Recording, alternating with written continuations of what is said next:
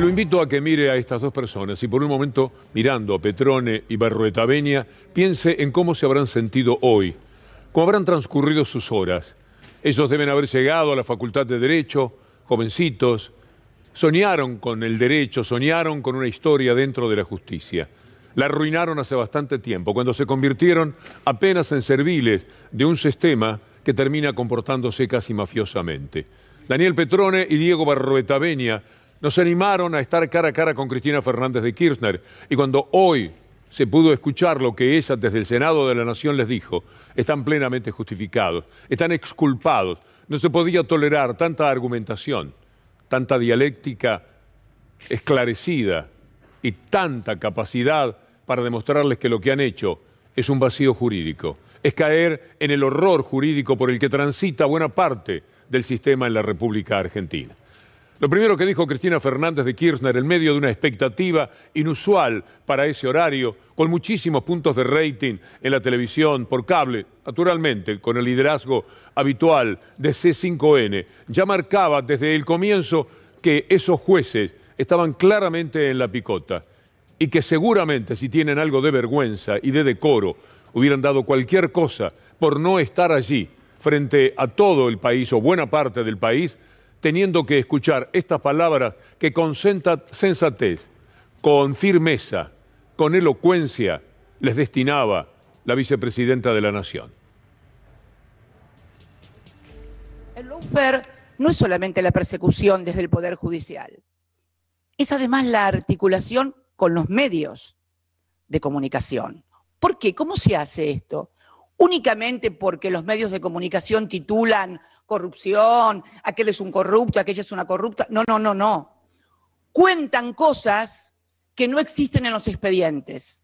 O sea, relatan, forman un relato que después no encuentra asidero en las pruebas y en los hechos concretos que tienen los expedientes judiciales que tramitan en el Poder Judicial. Cuando toman un hecho concreto, lo hacen de una manera sesgada y con sentido político. Vean ustedes esta etapa después del balotaje, antes del balotaje, en noviembre, después de la primera vuelta de las elecciones del 2015. Miren la mafia en acción en aquel momento. Faltaban pocos días para la segunda vuelta de la elección. Veamos la etapa otra vez porque se fue demasiado rápido. Denuncian, allanaron el Banco Central por las operaciones con el dólar. Es decir, estaban allanando el Banco Central a pocos días de la segunda vuelta de las elecciones. Esto es lo que se estaba haciendo en parte, verán mucho más que llevaban a cabo desde la mafia mediática para poder participar de aquel hecho en el cual 2 diputados estaban presentando una denuncia que ni siquiera involucraba a Cristina Fernández de Kirchner, a la cual puso finalmente en ese banquillo que todavía siguió ocupando en el día de hoy, eso que todavía llamamos justicia, pero que no tiene ninguna relación con eso, encabezada en aquel momento por Bonadío, por los fiscales y por todo lo que llegó pasando por Irursun y por Hornos a la vida de esta mujer que hoy le dio una cátedra monumental a todos los que aman la justicia en la Argentina. Esta es la tapa, finalmente apareció. Denuncian al titular del Central por la venta de dólares a futuro. Esto era lo que se estaba haciendo pocos días después de la primera vuelta de la elección. Esto es el 31 de octubre del 2015. Esa es la fecha. Denuncian al titular del Central por la venta de dólares a futuro.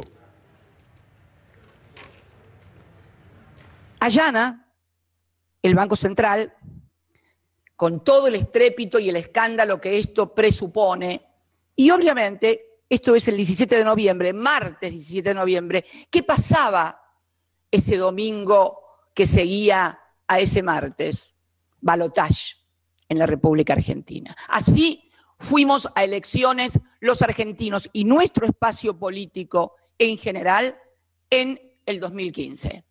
Por eso digo que no solamente el lawfare, es también intromisión y manipulación de procesos electorales y de la política en general por parte de ustedes como miembros del Poder Judicial. Vamos a ir revisando casi parte por parte el discurso de Cristina Kirchner de hoy y también el de Axel Kicillof, que tuvo algunos elementos fundamentales para mostrar qué es lo que han dicho los peritos de la Corte Suprema, que determinaron que uno de los jueces del futuro Tribunal Oral, si pasan Barroetaveña y Petrone de una manera increíble el juicio también a Tribunal Oral, ese juez, Adrián Grunberg, ya dijo: yo no puedo participar de esta verdadera patraña, las palabras son mías, pero es lo que evidentemente sintió ese juez para apartarse de la causa. Sigamos, por favor. Ido a eso, a devaluar, lo hicieron y dijeron: no importa la devaluación, total el precio de la economía, de los bienes, de los servicios, está al precio del dólar blue. Minga al precio del dólar blue. El precio del dólar era 9,74 cuando yo dejé la presidencia y los bienes y servicios de la República Argentina estaban con un dólar a 9,74. Cuando el genio de las finanzas, Pratt Gay, dijo que no, que estaba todo a 15 o 16 pesos, que era el precio del dólar blue, todo a los demonios. Hicieron una devaluación de, no me acuerdo si era el 40, el 60%, catastrófica. Vinieron para eso. Y ustedes, el Poder Judicial, contribuyeron a que ese gobierno ganara las elecciones e hiciera lo que hizo después. Ustedes también son responsables de lo que pasó y de lo que está pasando en la República Argentina. Y realmente me da mucha bronca, porque la que sufre es la gente. Hicieron sufrir a millones de argentinos estos personajes, Barroetaveña, Petrone y todos los que estaban en el recorrido hasta llegar a ellos, sabiendo qué era lo que iba a pasar, además en casación. Esta es parte de la vergüenza. Lo que decían, además, los medios de comunicación a 5 días de que se produjera la segunda vuelta en la República Argentina. Mire, había comprado, como ya le hemos contado, Cablevisión, Héctor Manieto, 11 millones de dólares. El periodismo que hacían en su canal estaba totalmente dedicado, a sabiendas de esa compra, a esto que vamos a ver a continuación. Minimiza los costos del desastre que deja Cristina Fernández de Kirchner y Kicillof. Porque viene un ajuste. Nosotros tenemos que hablar con la verdad. A todo el mundo descuenta que el 11, el 12, gane quien gane, va a haber una devaluación. Así es. Y eso obviamente hay que ver cómo se hace, Claro. Para minimizar los costos. Hay muchas versiones de que se va a devaluar, por ahí no se devalúa, o por ahí es una devaluación lenta, como dice Kicillof. Bueno, el dólar, un tema que puede ser decisivo, ¿no?, en estas épocas electorales, si se queda quieto o si se pone loco. Esta estrategia está generando una expectativa de devaluación, o sea que va a haber una devaluación en los próximos meses. Se transfiere el problema de la devaluación, generando una expectativa devaluatoria al próximo gobierno. Este es uno de los problemas que tiene que resolver el próximo presidente, más o menos con cierta urgencia. A ver, obviamente, devaluar solo es la peor solución, ¿no? Forma parte de esta bomba de tiempo que le está armando al próximo gobierno, que lo va a tener que resolver. La bomba la estaban armando ellos, naturalmente, porque tenían detrás 11 millones de dólares, 11 millones de razones muy poderosas para decir todo aquello que ambientara la devaluación del peso. Aquello que un gobierno quería mantener de esa manera porque ahí estaba el precio de los alimentos. Ahí empezaría de hacerse lo contrario, lo que efectivamente sucedió, el hambre de la clase media, que se fue cayendo a pedazos en la indigencia y los indigentes directamente a no comer durante los años del neoliberalismo. Cuando les dice ustedes lo hicieron, son estos jueces y también estos medios los que hacían posible, los que estaban trabajando. Esto es descabellado, esto no puede suceder en ninguna parte. Imagine usted al dueño del New York Times o al dueño de Le Figaro o al dueño mismísimo el diario El País o ABC de España, dueños de algo, participando de la actividad económica y luego fortaleciendo todo lo que permita hacer su propia ganancia. Es delincuencial, es algo que no tiene nombre. Vamos a explicarlo de Bonadío. ¿Qué fue lo que hizo Bonadío? En algo que el CEPA en su momento presentó y que es bastante ilustrativo. Nosotros lo hemos achicado un poquito, pero lo va a entender muy bien. Bonadío consideró que el precio al cual el Banco Central vendió futuros fue demasiado bajo y que los debía vender a 14 o 15 pesos. Sin embargo, el Banco Central vendió en base a las previsiones del presupuesto nacional con un dólar a 10 pesos con 60 para el 2016. ¿Y de dónde sacó Bonadío el precio de 14 o 15 pesos? Se lo dijeron Martín Redrado y Pratt Gay. ¿Cómo? Sí, así como escuchás. Bonadío consideró que la política cambiaria durante el anterior gobierno debía fijarse según las preferencias de los políticos y economistas opositores. Además, el juez sostiene al acusar a Cristina Kirchner que era público y notorio que los dos candidatos iban a devaluar. ¿Era pública y notoria la devaluación? No. ¿Vas a devaluar? Pero no pasa por ahí la Argentina, no vamos a devaluar. ¿Será que para Bonadío es un delito que el Banco Central no supiera que Macri estaba mintiendo? Para que quede claro, el que decidió devaluar fue Macri. ¿Y cómo entraba Bonadío en esta causa? ¿Cómo caía en sus manos una vez más una denuncia que él iba a trasladar a Cristina Fernández de Kirchner? Horacio Berbisky le preguntó a Adrián Paenza cuántas posibilidades había de que todas las causas que le interesaban al Grupo Clarín y a lo que en aquel momento era la oposición caían en el juzgado de Bonadío.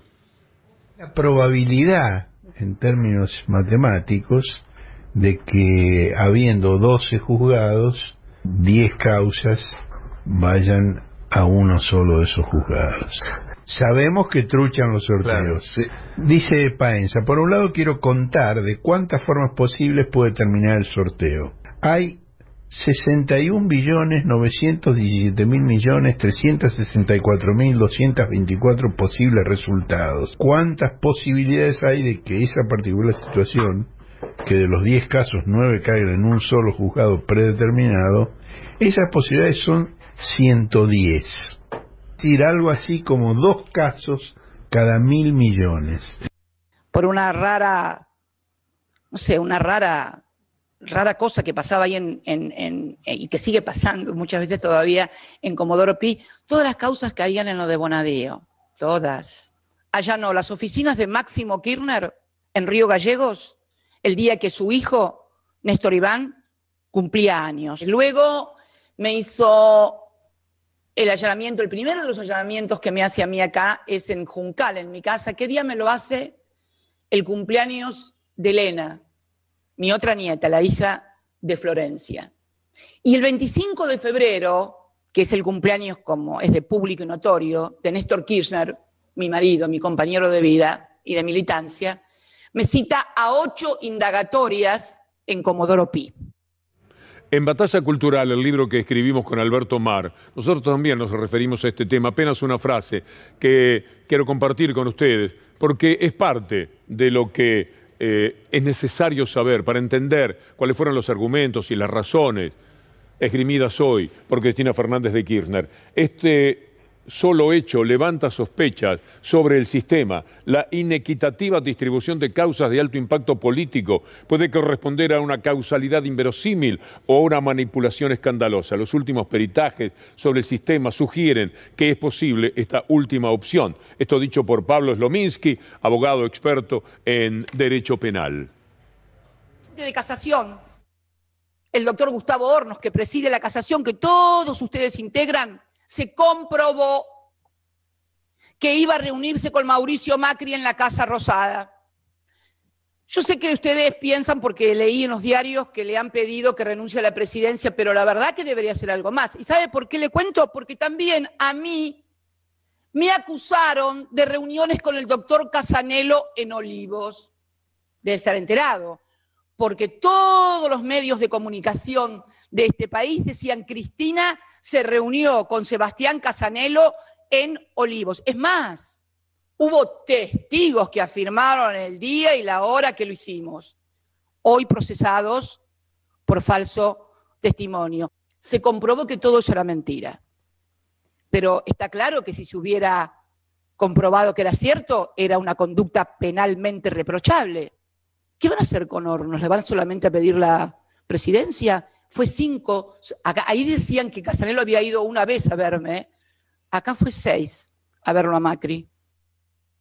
¿Cómo jugaba la mafia mediática en esos días? ¿De qué manera incidían en la convicción de que efectivamente Casanelo se había reunido con Cristina Kirchner, cosa que fue denunciada por 3 integrantes del espionaje macrista, sostenido naturalmente por todo el aparato del poder real, que se comprobó que habían mentido y que están procesados, no solamente señalados, procesados están por la mentira que dijeron respecto a que Casanelo había ido. Pero mire cómo da datos Clarín, más detalles tienen La ruta del dinero K, siempre como título. Más detalles sobre la reunión de Casanelo y Cristina en Olivos. Ya habría indicios sobre una visita del juez Ibáez. No sé si tenemos la otra parte, en la cual dan la hora. Aquí está. Aunque los integrantes de la Sala 2 de la Cámara Federal que le importaron aún no recibieron resultados, las diligencias que encargaron ya se empezaron a realizar. Según pudo saber Clarín, es decir, la gente de Mañeto, las primeras pistas reunidas por los investigadores confirmarían ese encuentro, siempre en condicional. La forma de hacer periodismo de esta banda.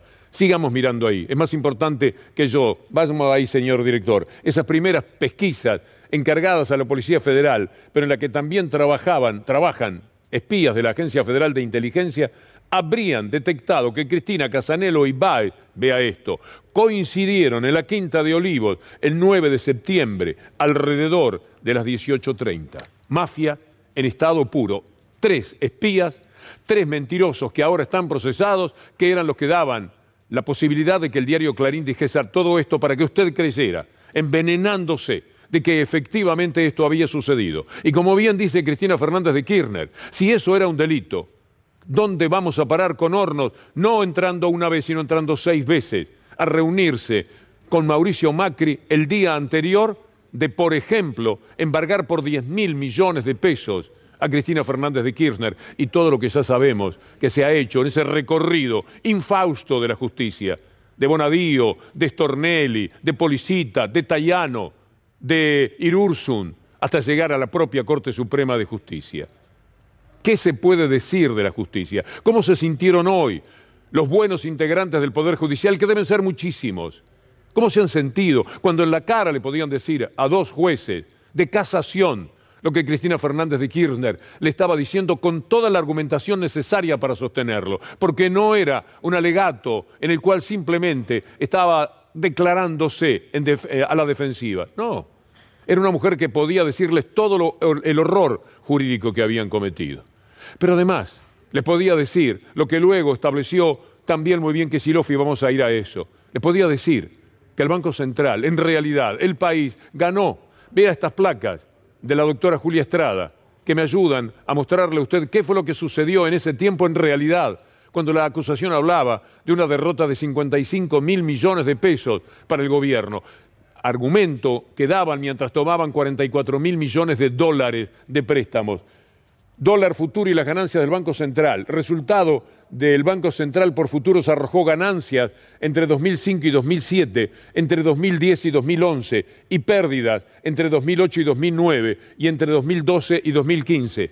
Se ganaba y se perdía, siempre tratando de sostener el valor del dólar para sostener el valor de los alimentos y de los insumos que las pymes tienen que comprar para seguir dando trabajo y para seguir dando resultados. Mire esta placa. Durante la segunda mitad de 2014 y la primera de 2015 no ocurrió ninguna devaluación, a pesar de las tensiones cambiarias, y eso fue porque el gobierno ganaba y obtuvo un triunfo de 5.700 millones de pesos entre agosto de 2014 y mayo del 2015. Mire lo que dice al respecto Axel Kicillof. Acusación. El Banco Central tuvo enormes pérdidas patrimoniales. Perdió un montón de plata con esta operación ruinosa que hizo en aquel momento. La respuesta aparece en la pregunta 2, donde dice: de los estados contables publicados por el Banco Central de la República Argentina, surge que durante el ejercicio 2015 se obtuvo una ganancia de 147.000 millones de pesos. Mientras en el año 2016 la ganancia fue de 67.000 millones de pesos. No solo con esto no perdió plata, en el 16, cuando se pagaron estos contratos de dólar futuro, no solo no perdió plata, ganó plata el Banco Central. Pero la otra mentira mediática tenía que ver con cuál era el motivo, el cuidar las reservas del Banco Central. Acá está, Clarín siempre. Clarín, dólares a futuro. La más desfachatada maniobra K. La más desfachatada maniobra K. Alejandro Banoli está comprometiendo el patrimonio del Banco Central. Ocurre que armó una bicicleta financiera para tratar de contener el precio del dólar y evitar un drenaje mayor en las escasas reservas de libre disponibilidad. El Banco Central dilapidó reservas. Esto se dijo por todos lados. Vendieron el dólar barato y entonces se quedaron sin reservas. Pregunta 29. Responde el cuerpo de peritos. La operatoria de futuros en los mercados se pacta y liquida en pesos. Por lo tanto, dicha operatoria no compromete las reservas del Banco Central en moneda extranjera. Claro, obvio, estuvieron escribiendo basura. Las operaciones de dólar futuro no comprometen las reservas en dólares, no son en dólares. Era obvio, escribieron páginas, litros de tinta se gastaron diciendo una cosa que era cualquiera. Y mientras tanto, ¿qué hacían? Mentían que se perdían 55.000 millones de pesos. La pericia lo niega por completo. Da razón plena a Kicillof. La pericia que tenía 81 preguntas. Cada una de las respuestas que dieron los peritos de la Corte Suprema de Justicia, y esto se supo ya el año pasado, determinaban que no había un solo elemento, ni uno, y mucho menos una derrota económica para el país que justificara que esto pretendiese presentarse como un delito.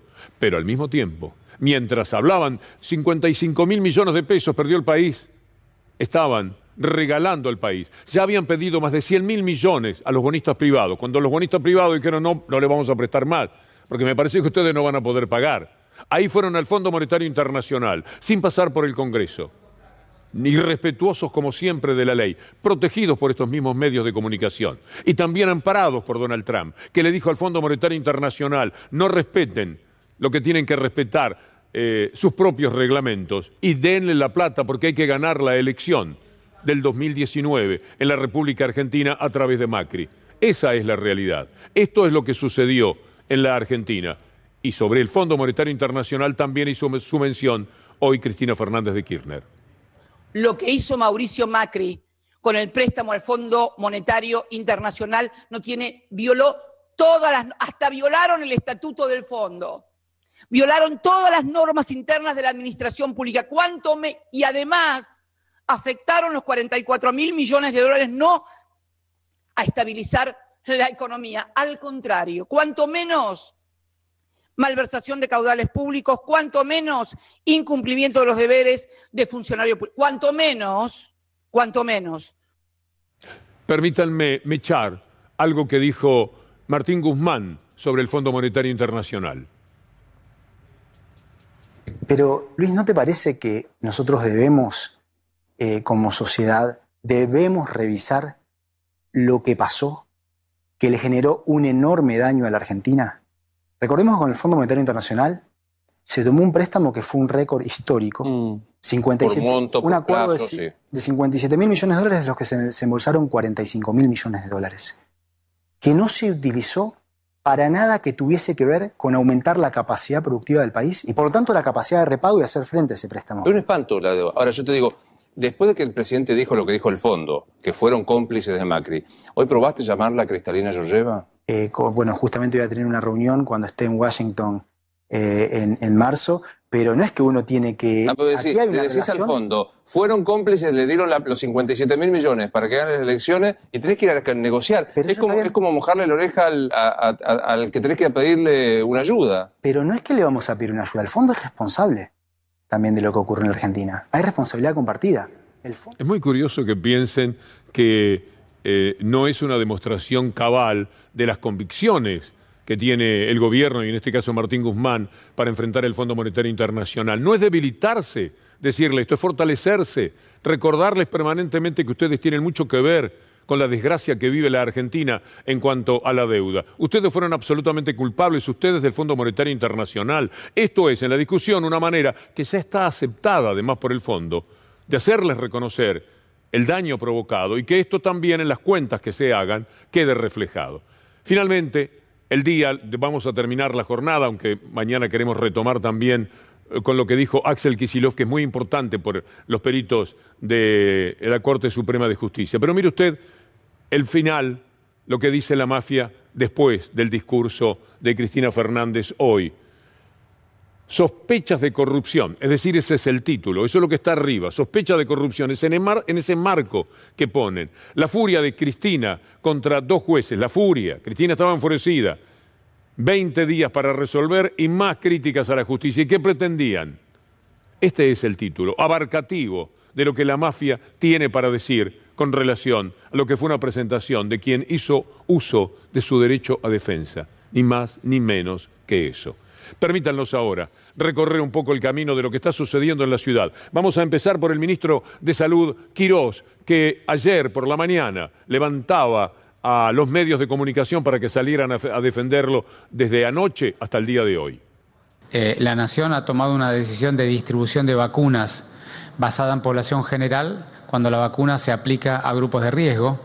Y lamentablemente los grupos de riesgo no son proporcionados a la población general en todas las jurisdicciones, de manera que nosotros estamos solicitando discutir, dialogar, acordar, digamos, no es un tema de que tengamos quejas, sino que creemos que se puede mejorar. El señor está mintiendo, pero está buscando el apoyo que inmediatamente se le dio de los sectores mediáticos que ustedes imaginan cuáles son, que ya desde anoche venían pugnando en todos sus canales, 300 canales todos robados con el fútbol, ya lo sabe, pero no me canso de decirlo. Porque hay que entender de dónde procede todo este amponismo que tenemos que sobrellevar para hablar de la política y de la economía en la Argentina. Yo supe cuál era la tapa de Clarín anoche, a las 12 menos 10, porque escuché esto. Anoche te anticipábamos la decisión de la Ciudad de Buenos Aires de salir a hablar sobre las vacunas. Nosotros veníamos diciendo hace semanas, meses, que el operativo estaba mal administrado, la forma en que se reparten las vacunas. Y llegó marzo, y ahora se están muchos despertando de que efectivamente hay una situación de distribución de vacunas que no es la correcta. La provincia recibió una gran cantidad de vacunas, la ciudad no. Vamos a ver ahora de qué se trata, pero primero la tapa en cuestión. Esto era a las 12 menos 10, ya estaba armado que iban a trabajar sobre el eje, iban a pivotear sobre esta idea. La ciudad se queja, pobre ciudad, por el reparto de vacunas y pide revisar la distribución. Bueno, enseguida le vamos a mostrar a ustedes de qué se trata el tema de la cantidad de vacunas. Pero antes, véalo a Santilli, afirmado en lo que había dicho Quirós y en lo que Clarín apoyaba y todo el sistema de medios de ellos, lo que dice el vicejefe de gobierno de la ciudad, que es igual a Larreta, que es igual a Quirós, porque todos ellos funcionan permanentemente a través de la mentira. Buenos Aires está sobre representado en los dos segmentos que hoy estamos vacunando, es decir, en los dos sectores de la sociedad, como trabajadores de la salud y adultos mayores. La ciudad de Buenos Aires está sobre representada poblacionalmente, es decir, que el porcentaje que recibe en función de la población es menor al porcentaje necesitado. La pregunta es, ¿qué hacen con las vacunas que no han usado?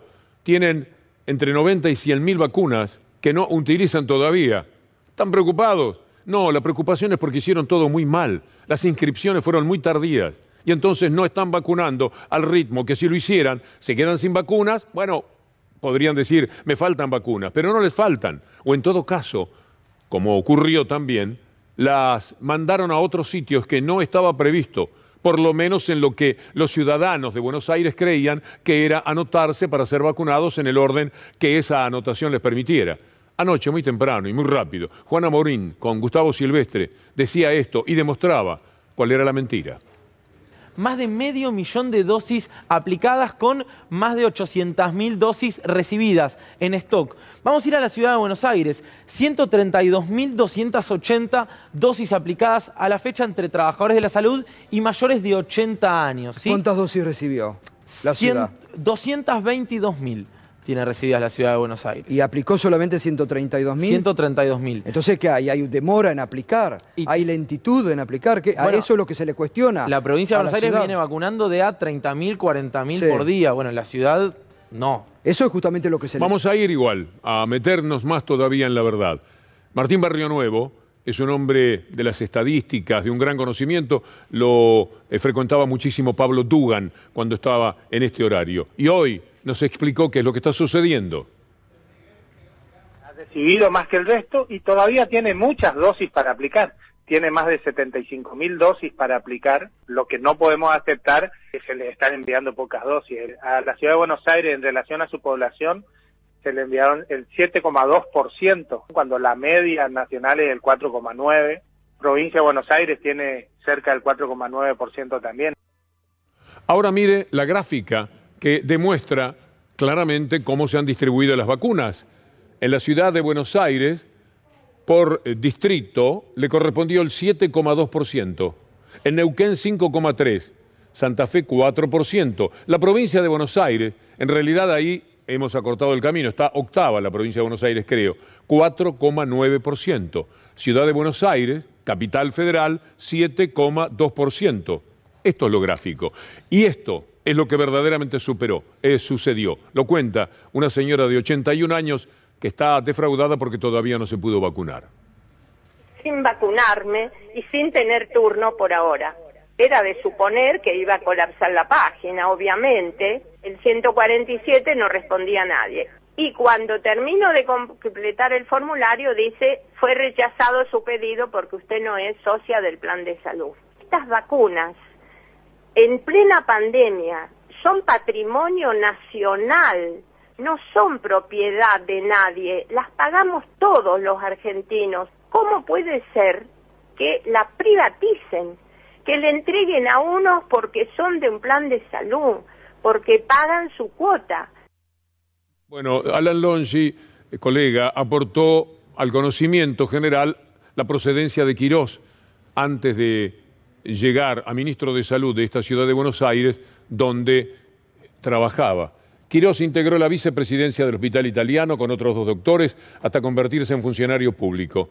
Desarrolló toda su carrera allí y ocupó varios cargos. Está bien, puede venir de donde sea, pero el Hospital Italiano recibe una atención diferente, evidentemente, y el Hospital Moyano tiene sus quejas. Pero antes, quiero mostrar a usted lo que le sucedió a la señora Irma con la web. Cuando ella trató de inscribirse, ¿con qué fue que se encontró? Podemos verlo, lo de la página web de la ciudad de Buenos Aires.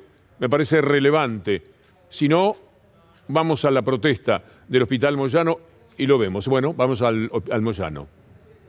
En River a una población que es necesaria, porque nosotros estamos a favor de que vacunen a toda la población para que se genere la inmunidad de rebaño, pero al mismo tiempo tiene que haber prioridades. El sistema público tiene que ser prioridad y creo que eso habla de cuáles son las prioridades del gobierno porteño. ¿Aproximadamente cuánto es la planta de trabajadores, trabajadoras de acá? Nosotros acá en el hospital seremos aproximadamente 1000. ¿Y cuántos vacunaron? Y no supera el 20%. Quiero terminar con una nota simpática a propósito de la vacunación. Provincia de Buenos Aires, una señora de 102 años, que en el mismo momento sucedía que Pichetto abogaba contra la vacuna y que él no se va a vacunar, ella decía a los 102 años, lo primero es la salud. Me vacuné en La Plata, en el Estadio Único. Te aseguro que estaba requete bien, Estoy muy bien. Yo me he puesto todos los años vacuna contra la gripe. Yo quiero vacunarme, quiero hacer las cosas que para mí se deben hacer. La salud es la primera. En la ciudad de Buenos Aires, que se queja de no tener vacunas, pero es porque no las aplica, una señora de 81 años, cuando se quiso inscribir en eso tardío que hizo la ciudad, encontró que la página web había explotado. Y cuando llamó al famoso 147, nunca nadie le respondió. Todavía no se ha vacunado esa docente, la señora Irma Antoniazzi. En cambio, sí, se pudo vacunar en la provincia de Buenos Aires con sus 102 años, diciendo lo primero es la salud, la señora María Esther Vicente.